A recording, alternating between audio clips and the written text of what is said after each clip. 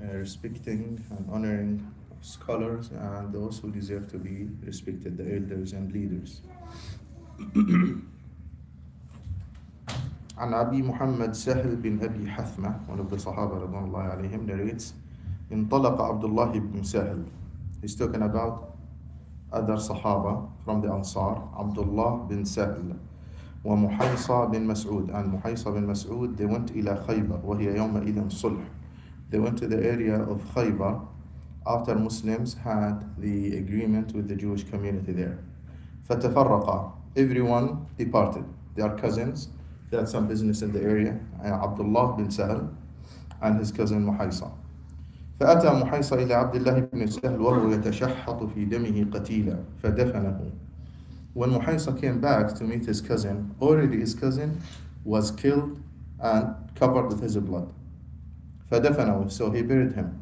ثم قدم المدينة, he went to Medina back. فانطلق عبد الرحمن بن سهل, Abd al-Rahman, the brother of Abdullah, the brother of the one who was killed, and the two cousins, Muhaysa and Huwaysa ibn Mas'ud, the sons of Mas'ud, both of them. So cousins, the brother of the one who was killed and his cousins. One of them was on the journey. They went to Rasulullah sallallahu alayhi wa sallam. فذهب عبد الرحمن يتكلم. Abd al-Rahman was the youngest, but he is the brother of the one who was killed. He wanted to speak and talk to Rasulullah. Then Rasulullah sallallahu alayhi wa sallam said, كبر كبر. Let the elders speak, let the elders speak. وهو أحدث القوم, he was the youngest. فسكت, so he remained silent. فتكلم, they spoke, they talk about the incident. فقال أتحلفون وتستحلفون قاتلكم. Would you like to take oaths or tell the Jews to take oaths? Then he mentioned the rest of this hadith.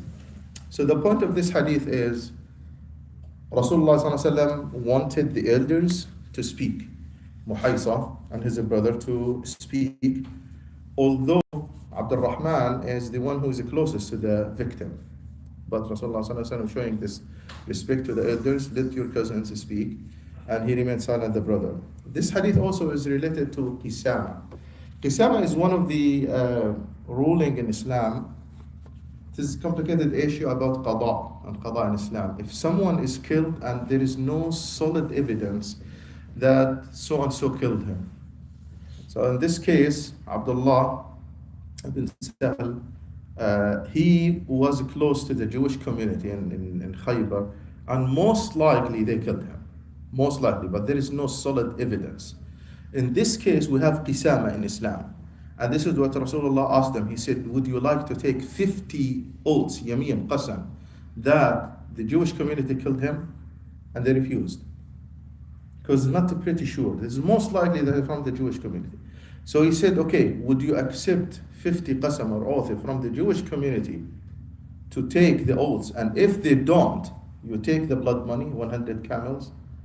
And they said, no, we don't trust them. So they refused to take the 50 oaths, and they will not accept the 50 oaths from the Yahud. They say, just they will say it, they will do it. So Rasulullah sallallahu alaihi wasallam, finally, he gave them 100 camels from treasury of Muslims to solve the problem, to prevent a war to take place between the two. So this ruling called the Qisamah, when someone is killed and there is no evidence. It happened, this issue, to a cousin of Rasulullah sallallahu alaihi wasallam before Islam. One of the cousins, Abu Talib, was the senior of the family, and somebody from Banu Hashim. This is before Islam. He was hired by somebody else from Banu Amir, this is before Islam, to go on a trip. On the trip, the relative, this is the Hashimi from the relatives of the Messenger, asked his friend for a rope to tie up the camels. And he gave him like a long rope. He cut, and he tied up the rope, the camels. But one of the camels was not tied up because he ran out of rope. And he said, give me one. He said, I don't have. Then later on, the one who hired him, he saw one of the camels untied. And he said, why you did not tie it? And he said, I told you, give me a rope, and you did not give me a rope. So he threw a stone on him. He was angry. He threw a stone and he killed him. And he walked away. Banu Amr, this guy, he walked away. The relative of Rasulullah was dying, and it happened that a Yemeni, somebody from Yemen, was passing by them. And when he came, he tried to save him. He said, you cannot save me. But are you going to attend the season, the bazaar? of Mecca after a few months. He said, I'm not planning to. He said, please do it and give me a favor. Go to the bazaar and shout, say, O Quraysh, and the Qurayshi people will pay attention to you. Then say, O Banu Hashim, relatives of Rasulullah, and they will pay attention. They'll say, here we are. Then say, where is Abu Talib? When Abu Talib comes to you, tell him that this person, that so-and-so killed me from Banu Amir because of a rope. This Yemeni guy came to the season and he shouted at Quraysh. They came to him. He said, Bani Hashim, they came to him. Abu Talib, this is uncle of Rasulullah sallallahu alaihi wasallam. Abu Talib said, yes. He said, so-and-so was dying. I came across him and he was dying and he told me that so-and-so Bani Amir killed him because of a rope. It happened a few months ago that Abu Talib was waiting for his relative to come back. And he met the Banu Amir. And he said, where is my relative? He said, oh, he fell sick. He made up a story. He said, he fell sick and I tried to rescue him and couldn't, but I buried him and I buried him in a nice way. Abu Talib, thank you. After 4 months or a few months, the truth was revealed. So Abu Talib now has a semi-evidence, right? Semi-evidence, because this is not 100 evidence that this is so-and-so killed him. So he went to the Banu Amr tribe and he asked them for the diya, 100 camels, and they refused. Then he said, okay, then you have to take 50 oaths, Qisamah, what they call it in judging. He said, you need to take 50 oaths that your relative did not kill my relative. And they said, okay. And they came to Mecca and they wanted to take the 50 oaths.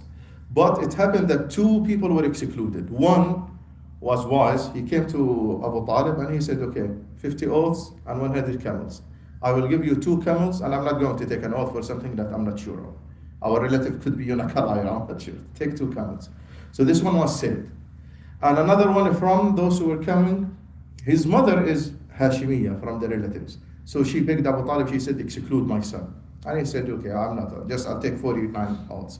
So 48 people, this is before Islam, they took oaths in Haram, telling lies that their relative did not kill. They testified with them. In a year, Ibn Abbas says, within a year, the 48 were killed completely. They were traveling and stopping beside a mountain and a huge rock rolled down and killed them all. The 48. Qisam. And that was something, notice that Mecca before Islam, to prevent people from committing any kind of dhulm or injustice, that their punishment will be immediate. This is before Islam. Why? This is one of the ways that Allah saved the haram from many of the dhulm that people will, because anyone who would commit, immediately the punishment. Now that changed after Islam. Now we'll find people inside haram and stealing and killing and doing a lot of time, but they are not punished immediately right there because other Muslims are there to protect the haram. Alhamdulillah wa lillahi alhamdu wal fadl. So anyhow, so this is something deep in qada, Qisamah, when there is someone who is killed and you don't have clear evidence. However, there are semi-evidence that most likely, so they ask those to take 50 oaths. If they take, then the liability will be on the other side. Either they take 50 oaths or they have to pay the blood burn. The point of all of this hadith is when Rasulullah wanted to honor the elders to speak in such a complicated case. So he told Abdul Rahman, the brother of the one who was killed, the victim, he said, you not let your cousins who are older than you speak. Muhaysan, his brother. Wallahu ta'ala, sallallahu alayhi wa sallam.